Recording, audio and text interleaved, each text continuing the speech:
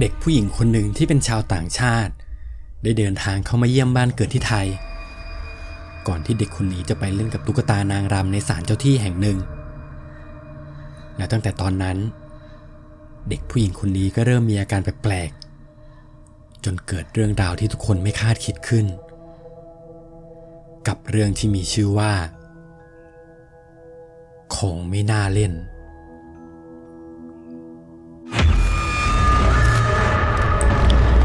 นินทาผีก่อนจะไปรับชมรับฟังเรื่องราวหลอนๆฝากกดไลค์กดติดตามกดกระดิ่งแจ้งเตือนเพื่อเป็นกำลังใจให้ทีมงานด้วยนะครับเรื่องนี้เป็นเรื่องราวของคนหนึ่งเหตุการณ์เกิดขึ้นเมื่อประมาณปี 2558 เรื่องราวทั้งหมดเกิดขึ้นกับครอบครัวของญาติคนหนึ่งซึ่งเธอคนนั้นเป็นลูกสาวของคุณป้าและคุณหนุ่มเองก็มักจะเรียกผู้หญิงคนนั้นว่าพี่ด้วยความที่เธอเองก็อายุมากกว่าแล้วคนหนึ่งก็รู้จักเธอมาตั้งแต่เด็กๆพอโตขึ้นพี่คนหนึ่งก็ได้ไปมีแฟนเป็นชาวต่างชาติชื่อว่าโทนี่และเธอก็ย้ายไปอยู่กับโทนี่ที่ต่างประเทศจนมีลูกสาวอยู่คนหนึ่งชื่อว่าชาคิล่าเป็นลูกครึ่งไทยอังกฤษชาคิล่าโตที่ต่างประเทศมาตั้งแต่เด็กและเธอก็ยังไม่เคยกลับมาเมืองไทยเลยสักครั้งทำให้เธอไม่สามารถพูดภาษาไทยได้จนเวลาผ่านมาเรื่อยๆชาคิล่ามีอายุได้ประมาณ10 ขวบมีอยู่วันหนึ่งพี่สาวคนหนึ่งได้พาครอบครัวของเธอทั้งโทนี่และชาคิล่ากลับมาเยี่ยมบ้านเกิดที่ไทย2 อาทิตย์พอมาถึงไทยคุณหนึ่งก็พาทุกคนไปเที่ยวที่จังหวัดอยุธยาตอนนั้นก็พากันไปหลายที่มากๆจนเวลาผ่านไปเกือบเที่ยงทุกคนก็ไปเที่ยวกันต่อที่เมืองเก่าแห่งหนึ่งในจังหวัดระหว่างที่กำลังเดินชมเมืองเก่าอยู่ๆชาคิล่าก็หยุดเดินแล้วก็จ้องมองไปที่อะไรบางอย่าง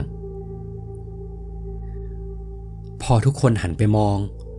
ก็เห็นว่าชาคิล่ากำลังมองตรงไปที่ศาลตายายใหญ่ๆศาลหนึ่งแล้วชาคิล่าก็เดินตรงไปที่ศาลนั้นตอนแรกทุกคนก็ไม่ได้สนใจอะไรเพราะคิดว่าเธอคงจะเดินเข้าไปดูเฉยๆที่ต่างประเทศคงจะไม่มีอะไรแบบนี้ให้เห็นคุณหนึ่งบอกว่าลักษณะศาลตายายที่ตั้งอยู่ตรงนั้นจะค่อนข้างใหญ่เป็นศาลไม้มีเสา4 เสาและที่หน้าศาลก็จะมีตุ๊กตานางรำตุ๊กตาคนนั่งคุกเข่าตั้งอยู่เต็มไปหมดด้วยความที่ชาคิล่าไม่ได้อยู่เมืองไทยแล้วตัวชาคิล่าเองก็เป็นคนที่ชื่นชอบพวกตุ๊กตาอะไรพวกนี้มากๆด้วยความเด็กของชาคิล่าทำให้เธอมีนิสัยค่อนข้างซนแล้วเด็กต่างชาติก็มักจะกล้าแสดงออกมากกว่าเด็กไทยเห็นอะไรก็อยากจะหยิบจับไปหมดบวกกับเธอเองก็ไม่รู้ด้วยว่าสิ่งที่อยู่ข้างหน้าคืออะไรน่าจะคิดว่าเป็นของเล่นชาคิล่าเลยเดินไปหยิบตุ๊กตานางรำจากศาลขึ้นมาเล่นพี่สาวคนหนึ่งเห็นแบบนั้นเธอก็รีบต่อว่าชาคิล่าบอกให้ชาคิล่าทิ้งตุ๊กตารูปปั้นไปแต่ดูเหมือนเธอจะชอบตุ๊กตาตัวนี้มากๆเธอไม่ยอมฟังแม่ของเธอยังคงกำตุ๊กตาตัวนั้นไว้แน่นจนพี่สาวของคนหนึ่งต้องไปแย่งตุ๊กตาออกมาจากมือแล้วก็เคลื่องทิ้งไปข้างทางพร้อมกับตีมือชาคิล่าตอนนั้นชาคิล่าก็ร้องไห้งอแงแต่ก็ไม่ได้มีอะไรมากซึ่งที่พี่สาวคนหนึ่งตัดสินใจโยนตุ๊กตาทิ้งไปแทนที่จะเอาไปเก็บไว้ที่เดิมก็เพราะว่าเธอเองก็ไปอยู่ต่างประเทศมานานแล้วก็ค่อนข้างเป็นคนที่หัวสมัยใหม่เลยไม่ได้สนใจเรื่องอะไรพวกนี้หลังจากเที่ยวกันเสร็จทุกคนก็พากันเดินทางกลับไปยังบ้านที่จังหวัดนครปฐมบ้านหลังนี้พี่สาวคนหนึ่งได้สร้างเอาไว้ให้ป้าและยายอยู่ด้วยกันเป็นครอบครัวใหญ่แต่พอเดินทางไปถึงบ้านอยู่ๆจากที่ชาคิล่าเลิกร้องไห้ไปแล้วเธอกลับร้องไห้มาอีกรอบบอกว่าจะเอาตุ๊กตาแต่เธอพูดเป็นภาษาอังกฤษเพราะเธอพูดเป็นภาษาไทยไม่ได้จนสักพักใหญ่ๆชาคิล่าก็เงียบไปเวลาผ่านไปประมาณ2 วันทุกคนยังอยู่เล่นกันที่บ้านช่วงนั้นชาคิล่าจากที่เป็นเด็กร่าเริงแข็งแรงจู่ๆก็เกิดอาการป่วยไม่สบายขึ้นมาตัวเริ่มร้อนและที่แปลกไปกว่านั้นจากที่ชาคิล่าไม่เคยมาเมืองไทยเลยอยู่ๆเธอก็พูดออกมาเป็นภาษาไทยได้ วันนั้นระหว่างที่ยายนั่งเล่นกับชากิล่าก็หันมามองหน้ายายแล้วก็พูดว่าทำไมต้องทิ้งเพื่อนหนูด้วยซึ่งยายเองก็แปลกใจว่าชากิล่าพูดภาษาไทยได้ยังไงยายเลยเข้าไปถามพี่สาวคนหนึ่งว่าสอนชากิล่าพูดภาษาไทยเหรอแต่พี่สาวคนหนึ่งก็ตอบกลับมาว่าไม่ได้สอนตอนอยู่ต่างประเทศก็ไม่เคยพูดภาษาไทยกันเลย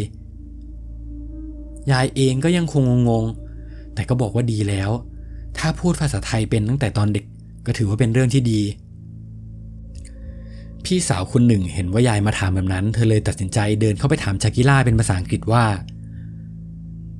ชากิล่าพูดภาษาไทยได้ไหมและในตอนนั้นเองชากิล่าก็ตอบออกมาเป็นภาษาอังกฤษเหมือนกันเธอบอกว่าเธอพูดไม่ได้พูดไทยไม่รู้เรื่องยายที่อยู่ใกล้ๆก็ยิ่งงงเข้าไปอีกซึ่งยายจะเป็นคนที่ฟังภาษาอังกฤษไม่ออกแต่พอเห็นชากิล่าพูดกับแม่เป็นภาษาอังกฤษทำให้ยายเองก็ค่อนข้างสับสนเพราะเมื่อกี้ยังพูดเป็นภาษาไทยได้อยู่เลยแต่หลังจากครั้งนั้นยายก็เห็นแค่ชากิล่าพูดเป็นภาษาอังกฤษไม่เคยเห็นว่าเธอจะพูดเป็นภาษาไทยอีกจนพี่สาวคนหนึ่งมาเที่ยวที่บ้านได้ประมาณ1 อาทิตย์ก็มีอยู่คืนหนึ่งระหว่างที่ป้านอนหลับอยู่ในบ้านช่วงกลางดึกแกก็ได้ยินเสียงอะไรบางอย่างดังมาจากห้องของชากิล่าต้องบอกก่อนนะครับว่าชากิล่าจะนอนห้องแยกกันกับพ่อและแม่ของเธอด้วยความที่เป็นเด็กต่างชาติพ่อแม่เลยสอนให้นอนแยกกันตั้งแต่เด็กๆเสียงที่ป้าได้ยินเป็นเสียงเหมือนชากิล่าพูดเป็นทำนองว่าจะทิ้งจะทิ้งจะเหมือนว่าเธอกำลังพูดเป็นทำนองคล้ายทำนองซ้อมรำอะไรสักอย่างด้วยความสงสัยเพราะเสียงมันดังมาจนถึงห้องป้าเลยตัดสินใจเปิดประตูเข้าไปดูปรากฏว่าสิ่งที่เห็นคือชากิล่ากำลังลุกขึ้นมารำมือทั้งสองข้างเธอยกขึ้นยกส้นเท้าสูงพร้อมกับทำเสียงร้องตามจังหวะเท้าที่ซอยป้าเห็นแบบนั้นก็ตกใจเลยเดินไปหาชากิล่าพร้อมกับถามเธอว่าชากิล่าเป็นอะไรและในตอนนั้นเองชากิล่าก็หันหน้ามาหาป้าแต่หน้าที่เธอหันมาไม่ใช่หน้าชากิล่ากลับเป็นหน้านางรำที่สวมชฎาอยู่ใบหน้าสีขาวทาปากสีแดงป้าตกใจมากถึงกับกรีดร้องออกมาดังลั่นบ้านก่อนที่ป้าจะสลบไปทุกคนในบ้านต่างก็ได้ยินเสียงป้ากันทั้งหมดเลยรีบวิ่งเข้าไปดูพอเข้ามาถึงในห้องปรากฏว่าสิ่งที่พวกเขาเห็นคือป้ากำลังนอนสลบอยู่ที่พื้นส่วนชากิล่าก็นอนอยู่บนเตียงตามปกติพี่สาวคนหนึ่งเลยเดินไปปลุกชากิล่าเพื่อจะถามว่าเกิดอะไรขึ้นแต่ชากิล่าก็ตื่นขึ้นมาสีหน้างัวเงียเหมือนเธอจะเพิ่งตื่นนอนแล้วก็ถามแม่เป็นภาษาอังกฤษว่ามีอะไรหรือเปล่าทุกคนเลยปล่อยให้ชากิล่านอนต่อแล้วก็อุ้มป้ากลับมานอนที่เตียงพอเช้าวันรุ่งขึ้นหลังจากที่ป้าได้สติป้าก็พูดน้ำเสียงดูลุกลี้ลุกลนเลยว่าชากิล่าไปดูซิว่าชากิล่ามันเอาอะไรมาไปดูหน่อยมันหยิบอะไรมาหรือเปล่าเมื่อคืนป้าเห็นว่าชากิล่ามันลุกขึ้นมารำแล้วป้าก็เล่าเรื่องที่เจอมาเมื่อคืนให้ทุกคนฟังแต่พอพี่สาวคนหนึ่งเข้าไปถามชากิล่าเธอกลับตอบมาว่าเธอไม่ได้เอาอะไรมาเลยจนเวลาผ่านไปประมาณ3 วันชากิล่าก็เริ่มมีอาการแปลกมากขึ้นเรื่อยๆจากปกติชากิล่าจะเป็นคนร่าเริงตลอดเวลาตอนนี้เธอกลับไม่ค่อยพูดมีอาการซึมๆถามอะไรก็ไม่ค่อยจะตอบแล้วมีอยู่วันหนึ่งชากิล่าได้ไปวิ่งเล่นที่หลังบ้านคนเดียวซึ่งตรงนั้นจะเป็นสวนกว้างๆติดกับแม่น้ำท่าจีนอยู่ดีๆชากิล่าก็วิ่งมาหาพี่สาวคนหนึ่งและคนอื่นๆที่นั่งอยู่หน้าบ้านพร้อมกับร้องไห้แต่ลักษณะที่ทุกคนเห็นชากิล่าตอนนั้นก็คือเธอวิ่งมาพร้อมกับแขนที่หักลักษณะแขนหักผิดรูปครึ่งท่อนทุกคนตกใจมากรีบเข้าไปดูชากิล่าพี่สาวคนหนึ่งเองก็ตกใจรีบเข้าไปถามชากิล่าว่าไปวิ่งล้มที่ไหนมาทำไมแขนถึงเป็นแบบนี้แต่ชากิล่าก็ได้แต่ร้องไห้แล้วก็บอกว่าไม่ได้ล้ม ทุกคนเลยรีบพาชากิล่าไปที่โรงพยาบาลซึ่งหลังจากเอ็กซเรย์แล้วก็เห็นว่าลักษณะกระดูกของชากิล่าคล้ายกับท่อนไม้ที่หักออกเป็น2 ท่อนแต่รอบแขนชากิล่ากลับไม่มีรอยถลอกหรือรอยอะไรที่เป็นสาเหตุที่ทำให้แขนหักได้เลยหมอเลยใส่เฝือกให้แล้วก็ให้ชากิล่ากลับมาที่บ้านทุกคนในบ้านต่างก็เริ่มสงสัยว่ามันเกิดอะไรขึ้นกับชากิล่ากันแน่พี่สาวคนหนึ่งเลยเดินเข้าไปหาชากิล่าแล้วก็ถามเธอว่าไปเล่นอะไรมาบอกแม่มานะแต่ชากิล่าก็ปฏิเสธบอกว่าเธอไม่ได้เล่นเธอไม่ได้ทำอะไรเลยซึ่งทุกครั้งที่เธอพูดออกมาเธอก็ยังคงพูดออกมาเป็นภาษาอังกฤษช่วงหลังๆเองยายกับป้าก็ไม่ค่อยกล้าเข้าไปเล่นกับชากิล่าหลังจากที่เจอเหตุการณ์ครั้งนั้นยายก็เริ่มรู้สึกแปลกๆไม่ค่อยกล้าเข้าใกล้เธอแต่พอแขนเธอหักด้วยความที่ยายเองก็เป็นห่วงเลยเข้าไปถามชากิล่าว่าไปทำอะไรมาทำไมถึงแขนหักและตอนนั้นเองชากิล่าก็หันมามองยายตาแข็งพร้อมกับยกคิ้วสีหน้าเหมือนกับโกรธยายมากๆก่อนที่ชากิล่าจะทำให้ยายตกใจมากขึ้นไปอีกครั้งเพราะเธอพูดกับยายเป็นภาษาไทยว่าอย่ามายุ่งกับกูมึงทิ้งเพื่อนกูทำไมยายกลัวมากๆเลยรีบเรียกพี่สาวคนหนึ่งให้เข้ามาหาพร้อมกับบอกว่าเมื่อกี้ชากิล่าพูดเป็นภาษาไทยแล้วก็พูดคำหยาบใส่ยายซึ่งมันผิดปกติชากิล่าต้องไปเล่นอะไรไม่ดีมาแน่ๆไม่มีทางที่เด็กตัวแค่นี้แล้วไม่เคยพูดภาษาไทยจะมาพูดอะไรแบบนี้ได้ง่ายๆมันต้องมีอะไรมากกว่านั้นแน่ๆแต่พี่สาวคนหนึ่งเองก็ยังคงไม่เชื่อคิดว่ายายน่าจะคิดมากไปเองจนมาถึงวันสุดท้ายก่อนที่พวกเขาจะกลับไปที่ต่างประเทศในวันพรุ่งนี้หลังจากที่ชากิล่าไปวิ่งเล่นที่สวนหลังบ้านเธอก็วิ่งร้องไห้กลับมาที่หน้าบ้านอีกครั้งแล้วรอบนี้สิ่งที่ทุกคนเห็นคือมือขวาของเธอหักห้อยแล้วก็แกว่งไปมาชากิล่าวิ่งเข้ามาหาแม่แล้วก็พูดว่ามือเธอหักอีกแล้วเธอก็ร้องไห้ทุกคนในบ้านต่างก็ตกใจอีกครั้งเลยรีบพาเธอเข้าไปหาหมออีกรอบแล้วหมอก็ใส่เฝือกให้ทำให้แขนทั้ง2 ข้างของชากิล่าตอนนี้จะใช้งานไม่ได้เลยถูกเฝือกดามไว้ทั้งหมดป้าเห็นแบบนั้นก็เริ่มรู้สึกไม่สบายใจในเที่ยงวันนั้นป้าเลยพาทุกคนไปหาพระเพื่อจะให้พระรดน้ำมนต์ให้ป้าบอกว่าระหว่างที่กำลังรดน้ำมนต์ให้ทุกคน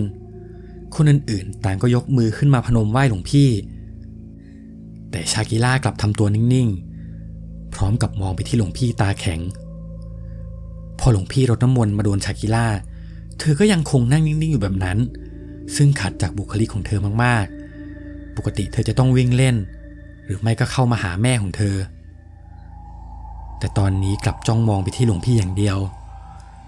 หลังจากที่หลวงพี่รดน้ำมนต์เสร็จแล้วก็สวดมนต์ให้เรียบร้อยอยู่ๆชากิล่าก็ค่อยๆเปลี่ยนมาเป็นท่านั่งพับเพียบทุกคนเห็นเป็นสายตาเดียวกันเลยว่าชากิล่ายกมือขึ้นมาพนมไว้เหนือหัวเหมือนท่าไหว้ของคนในสมัยก่อนทุกคนตกใจมากกับสิ่งที่ชากิล่าท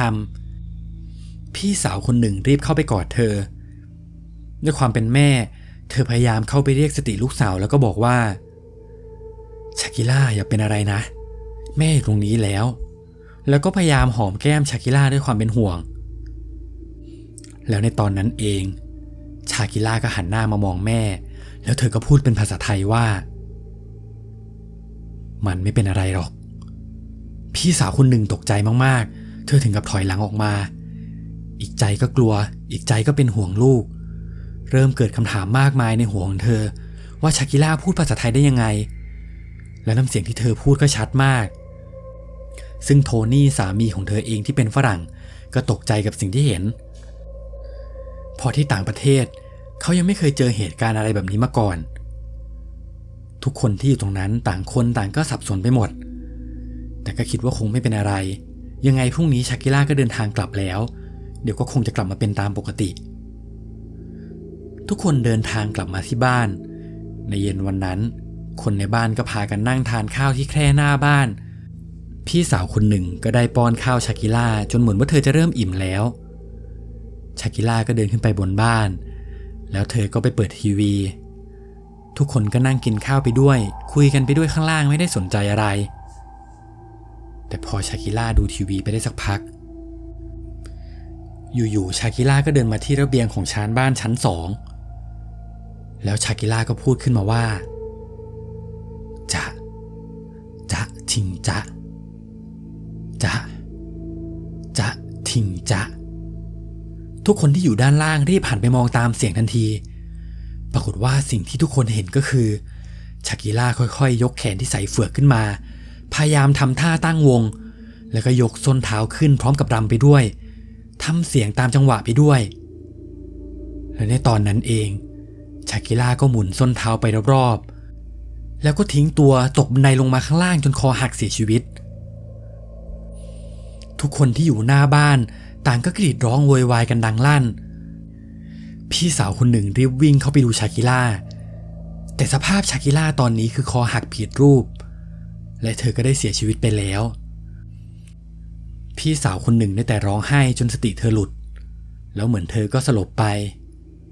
ซึ่งเหตุการณ์ทั้งหมดเกิดขึ้นก่อนที่ชากิล่าจะกลับต่างประเทศแค่วันเดียวทำให้พี่สาวของคนหนึ่งต้องเลื่อนไฟล์บินออกไปแล้วก็จัดพิธีศพให้ชากิล่าซึ่งทางพี่สาวคนหนึ่งเองก็เสียใจมากๆกับเรื่องราวที่เกิดขึ้นเธอได้เอาเสื้อผ้าของชากิล่าไปบริจาคให้เด็กคนอื่นๆระหว่างที่เธอรื้อของปรากฏว่าเธอเจอกับตุ๊กตานางรำตัวหนึ่งถูกซ่อนอยู่ในซองผ้าอ้อมของชากิล่าตุ๊กตานางรำตัวนั้นดูคล้ายกับที่เธอหยิบออกจากมือชากิล่าแล้วก็โยนทิ้งก่อนหน้านี้แต่สิ่งที่ต่างกันก็คือตุ๊กตาตัวนั้นมีลักษณะต้นแขนซ้ายหักมือขวาหัก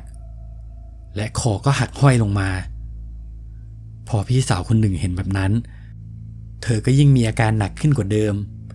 ด้วยความที่เธอมีลูกคนเดียวทำให้เธอกลายเป็นโรคซึมเศร้าไปเลยและในทุกๆปี